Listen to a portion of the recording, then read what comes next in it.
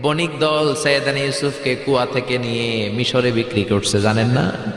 ইউসুফ আলাইহিস সালামের ঘটনা জানেন? সবাই জানেন। বিক্রি করার পরে মিশরের সেকেন্ড ইন পজিশন সেনাপতি আজিজে মিসর অনেক অনেক টাকা দিয়ে তাকে কিনে নিয়ে জুলাইখার হাতে দিয়েছে। কার হাতে? জুলাইখার নামও জানেন?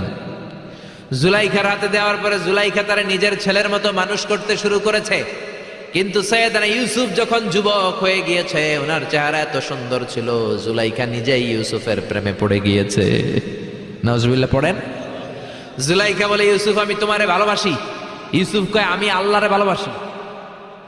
জুলাইখা বলে, ইউসুফ আমি তোমার সাথে প্রেম করতে চাই। ইউসুফ বলে, আমি কার সাথে প্রেম করতে চাই? প্রেমের কথা কি বললেই হয়? বেটা বলে হইতে হবে না? প্রেম তো চরের জমি নয়, জবরদখল করে হয়। প্রেমের দখল নিতে হলে প্রেমেই নিতে হয়। ঠিক কি না?